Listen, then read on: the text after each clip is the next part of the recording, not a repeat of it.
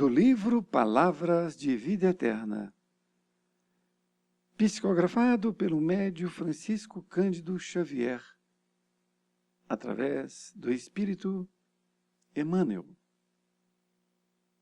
Capítulo 86, de 180. Não te inquieteis.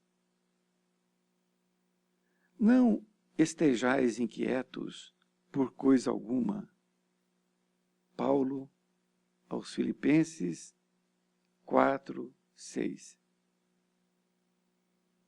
A observação do apóstolo Paulo é importante para todos os dias. Ninguém esteja inquieto por coisa alguma. Em verdade, a inquietação é fator desencadeante de numerosas calamidades. Na maioria das vezes, está presente no erro de cálculo que compromete a construção, na dosagem inadequada do remédio que se transforma em veneno, no acidente infeliz ou no desastre da via pública. É quase sempre um espinho no lar, um cáustico no ponto de vista, uma brasa no caminho e uma pedra na profissão. É por ela que, muitas vezes, pronunciamos a expressão descabida e articulamos o julgamento falso a respeito dos outros. Com ela, geramos preocupações enfermiças e arruinamos a estrada própria. Contudo, a pretexto de aboli-la, é indispensável não venhamos a cair na preguiça.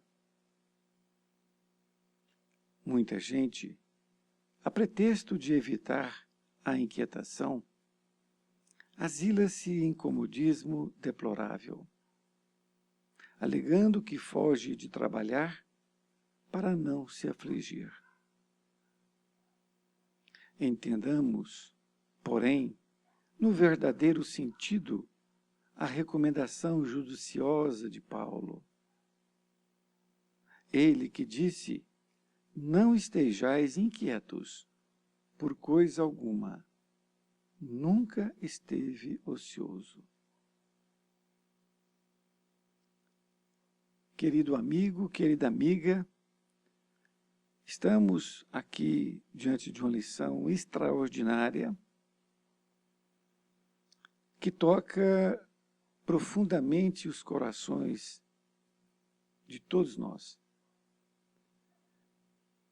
E, como disse Emmanuel, é uma lição que deve ser lido diariamente. Mas vamos aqui estudá-la, cada detalhe, para que isso possa ser colocado não só em nossa mente, mas também em nossos corações. O título Não te inquieteis. O título não necessita de maiores comentários. Porque está dizendo para você não se inquietar. A inquietação são aquelas coisas que nos afligem o coração, não é? O pensamento de uma coisa que não ficou acertada, que não ficou correta. Enfim, é todo aquele problema que vai nos causar, muitas vezes, a consciência culposa, não é? E que, na verdade, não tem necessidade de nós mantermos com essa consciência culposa. Vejamos. Paulo disse: não estejais inquietos por coisa alguma. Não estejais inquietos por coisa alguma. Paulo, ele escreveu aos Filipenses, não é? Ao povo de Filipo. A observação do apóstolo Paulo é importante para todos os dias. Então veja bem, agora Emmanuel dizendo, não é?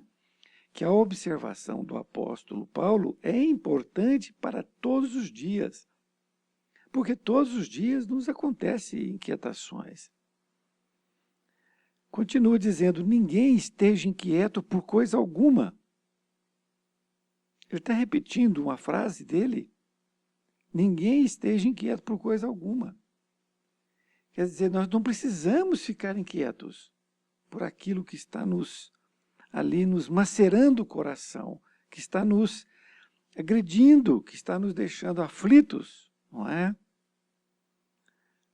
No outro parágrafo, ele diz, em verdade, a inquietação é fator desencadeante de numerosas calamidades. Então, nos faz aqui um alerta.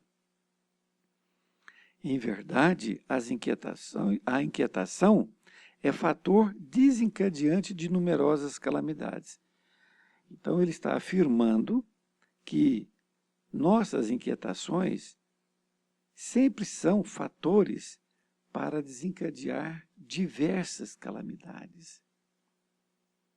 Porque aquilo vai ficando em nós vamos gerando inquietação, quando vez nós explodimos, nós agredimos alguém verbalmente ou com atos, não é? Então que nós possamos nos manter, não é? Sem inquietação. Continua, na maioria das vezes, está presente no erro de cálculo que compromete a construção, na dosagem inadequada do remédio, que se transforma em veneno, no acidente infeliz ou no desastre da via pública. Então vejamos o que ele diz. Na maioria das vezes, está presente no erro de cálculo que compromete a construção, na dosagem inadequada do remédio, que se transforma em veneno, no acidente infeliz ou no desastre da via pública. Ele colocou aqui algumas situações para nos dar exemplos, dizendo que na maioria das vezes, estes problemas que nos causam inquietações advêm de coisas que às vezes fazemos de boa vontade, que não tivemos nenhum pensamento de fazer aquilo, mas aquilo ocorre conosco. São acidentes, não é? Ocorreu por um acidente. Então, por isso que ele fala um erro de cálculo. Veja bem, quem trabalha, quem faz com responsabilidade, tem o direito de errar. Não tem direito de errar aquele que não tem responsabilidade, que faz de qualquer jeito. E esse não tem inquietação. Por quê? Porque não tem consciência ainda do seu erro. Agora, aquele que está inquieto é aquele que está realmente achando que errou e que não está se perdoando. Então é muito importante nós entendermos a lição, porque ele fala que é um erro de cálculo, não é, na construção que compromete, não é? Ele é um bom calculista, um bom engenheiro, mas muitas vezes ele erra, não é? E não podemos aí sacrificá-lo ou nos sacrificar, se somos engenheiro, porque foi um erro que cometemos, não é? Que temos que fazer o reparo. Na dosagem inadequada do remédio, quantas vezes pessoas querendo dar um remédio para curar uma criatura que está enferma e dá o remédio errado, ou dá a dosagem errada, e vem aqui o óbito do paciente. Ou então, um acidente na via pública, que é imprevisível. Muitas vezes, naturalmente, você pode estar em velocidade normal, atenta ao trânsito, mas de repente aparece uma criança na sua frente. E você muitas vezes não tem condições de desviar dela. Então, este erro de cálculo da construção, esse erro aqui da dosagem do remédio e do desastre da via pública são 3 exemplos que Emmanuel nos dá para que a gente possa entender o que acontece no nosso dia a dia. Para que nós possamos, então, entender que nós não devemos nos inquietar. Continua dizendo, é quase sempre um espinho no lar, um cáustico no ponto de vista, uma brasa no caminho e uma pedra na profissão. Então, ele está falando da inquietude. Então, se você está inquieta ou inquieto, não é? Isto é quase sempre um espinho no lar. Ou seja, a inquietação nos traz esta falta de relacionamento no lar, seja com a esposa, com o esposo, com os filhos, porque você está inquieto por outra coisa. Não é nem por aquilo, não é? Ele fala também, é também um cáustico no ponto de vista. Cáustico significa queima, que cauteriza. Então, é como se queimasse o seu ponto de vista, não é? Ali, aquela visão que você está tendo no momento. Então, você não tem visão nenhuma. É isso que está querendo dizer. Quando cauteriza o seu ponto de vista, e você fica inquieto, porque você não sabe o que fazer. Uma brasa no caminho e uma pedra na profissão. Então, continua ele dizendo, né, que quando nós estamos inquietos, é por ela que, muitas vezes, pronunciamos a expressão descabida e articulamos o julgamento falso a respeito dos outros. Olha que interessante. Então, se você estiver inquieto por qualquer coisa, você procede de uma forma inadequada. Porque é por ela que, muitas vezes, pronunciamos expressões descabidas. Quer dizer, você pode falar injúrias, você pode falar palavrões, não é? Articulamos o julgamento falso a respeito dos outros. E aí, como nós não estamos bem, nós, então, julgamos o falso a respeito dos outros. Falamos do outro, por quê? Porque ainda falamos do outro porque achamos que vamos nos sentir melhor. Quando nós achamos que encontramos um defeito no outro, nós não devemos falar do outro de forma nenhuma, mas nós fazemos isso, não é? Nós fazemos isso diariamente. E por que fazemos? Porque em fazendo esse comentário equivocado, não é? Do outro, é que a gente, então, fica melhor. Mas não fica melhor, não é? É um equívoco nosso. Com ela, geramos preocupações enfermiças e arruinamos a estrada própria. Então, com esta inquietação, nós geramos preocupações enfermiças. Significa que nós vamos criar doenças. A preocupação enfermiça, ela transmite para o corpo, não é? O corpo é o duto excretor da alma. Tudo que não está bem com o espírito, ele excreta para o corpo. E diz, e arruinamos a estrada própria. Olha que interessante. Contudo, agora ele vai nos dar o que temos que fazer para que nós não nos inquietemos, não é?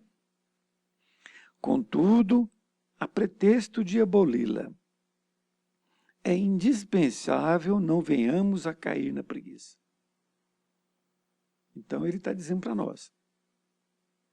Contudo, a pretexto de aboli-la, a inquietação, naturalmente, é indispensável não venhamos a cair na preguiça. Em outras palavras, o que ele está dizendo, que nós não devemos cair na preguiça isto é, não fazer nada, querendo que ela acabe por si só. Ela não vai acabar. É necessário que nós, então, façamos alguma coisa para que aquilo acabe conosco, não é? Aquela inquietação. Que a gente faça alguma coisa de salutar, naturalmente. De salutar, não é?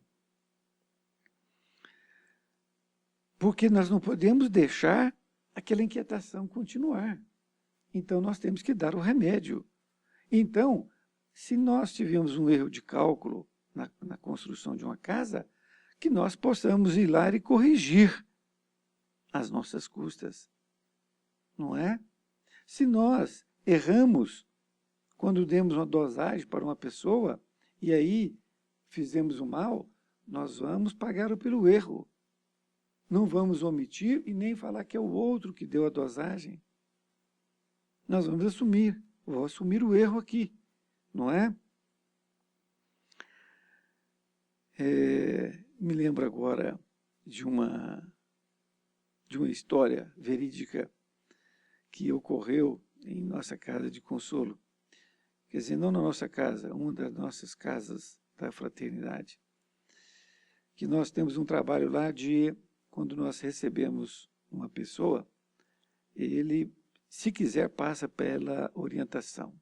Orientação são pessoas que estão ali para ouvir o que a pessoa tem a dizer, caso ela queira, e aquilo que está ali afligindo, né? E então, certa vez, um homem chegou e disse que estava com a consciência culposa, porque tinha matado um outro homem, há muito tempo atrás. E que ele tinha ficado preso, não é?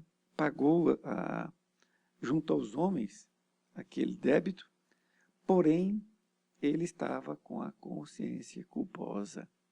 Então, ele estava inquietado, porque a vida dele passou a ser outra, não é? Ele não se redimiu daquele ato, não é? A justiça, com a justiça ele pagou o seu erro, vamos assim dizer, mas ele não se inocentou. Então vejam bem. Na continuação diz assim, muita gente, a pretexto de evitar a inquietação, asila-se em comodismo deplorável, alegando que foge de trabalhar para não se afligir. Para não se afligir.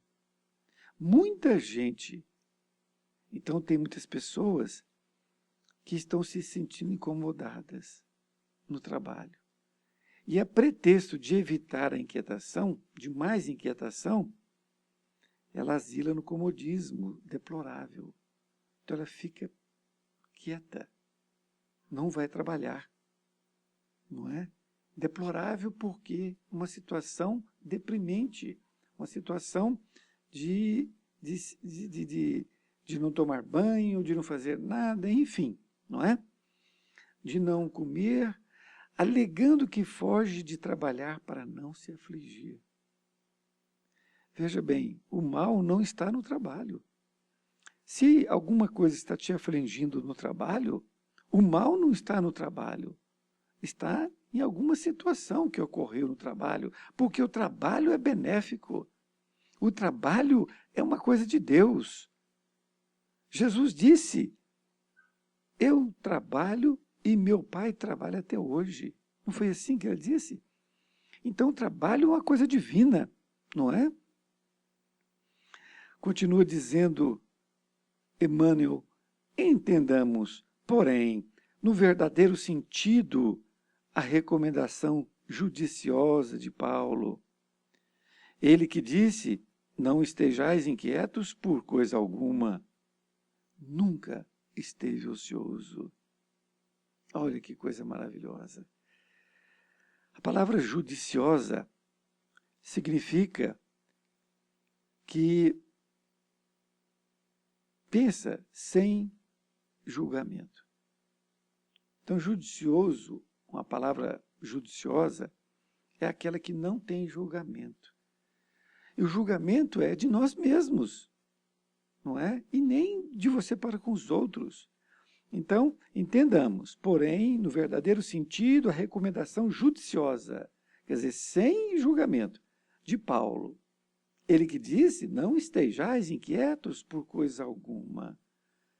Ele nunca esteve ocioso. Meus queridos, da lição nós podemos extrair muitas coisas, mas como Emmanuel disse, nós temos que ler todos os dias.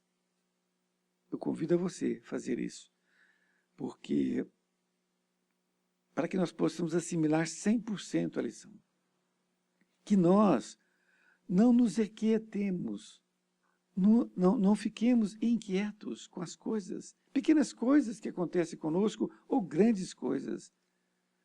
Nós temos que trabalhar, ir à luta e refazer aquilo que nós achamos que ficou errado. Porque se nós não fizermos, nós vamos levar isso eternamente para nossas vidas. E aí nós morremos, levamos aquelas problemáticas para o túmulo, não é? Mas não acaba, porque continuaremos com elas após o túmulo. Para mim foi de grande importância a lição, espero que tenha sido também para você, e que nós possamos estar juntos neste novo ano de 2016 que se inicia, para que nós possamos continuar aprendendo. Um grande abraço e até mais ver.